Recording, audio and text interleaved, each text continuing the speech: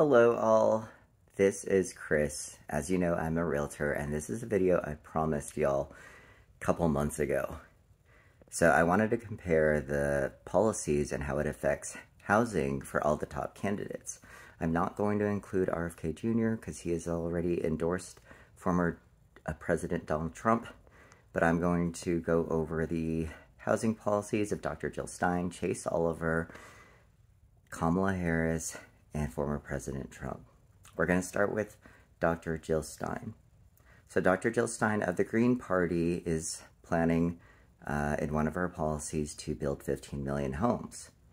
This does come with higher taxes. The Green Party in general does not mind increasing taxes. So if somebody is a Dr. Jill Stein supporter and I have this incorrect, let me know. But she plans to build 15 million homes. Obviously, this comes from federal tax dollars to finance that. On top of that, I believe she is pro higher taxes in general. Property taxes, I believe, is left to the state and local governments.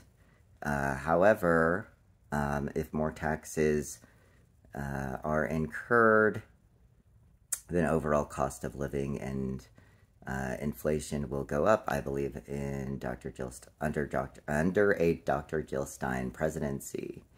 Kamala Harris, the current vice president, has a similar plan but scaled down.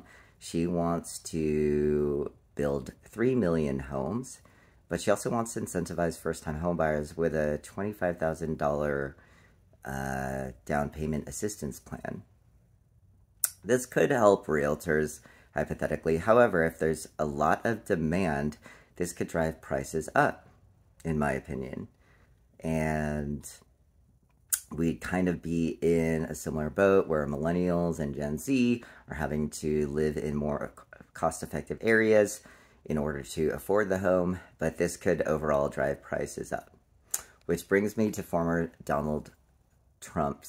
President Donald Trump's plan. He wants to, if he had it his way, he would want to have a stake at deciding the interest rate and not just leave it to the Federal Reserve. I believe this was the case 4 decades ago where the president was able to influence what the interest rate was. And if we go back to 2021, if he were to lower it to 3%, let's say hypothetically, then we've seen that there was a big fight as far as offers, people offering on homes over asking price, and prices would go up again. He would want to deregulate, however, with stark control over the interest rate, that would, hypothetically, in my opinion, drive prices up. Again, if you're an economist, you know more about his policies, and I'm getting anything wrong with any of these candidates' policies, let me know.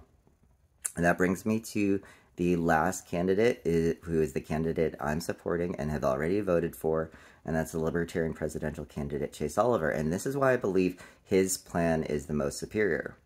Chase wants to deregulate and basically allow the building of homes where there's strict regulation and zoning laws, which Trump wants to do too, but Chase does not want to control the interest rate like former President Donald Trump. Chase's plan includes deregulation. So if you look at a state like California, where let's say some areas are zoned for agriculture, under Chase's plan and under that cultural shift in California, you'd be able to build in places not zoned specifically for residential housing. This is an under 5-minute video of all the policies. I do believe Chase's plan is the most superior, and this is how it would affect home buyers, both first-time and repeat buyers. So I believe the Oliver presidency and his policies are the most superior in comparison to Dr. Jill Stein of the Green Party, Vice President Kamala Harris of the Democratic Party, and former President Trump of the Republican Party.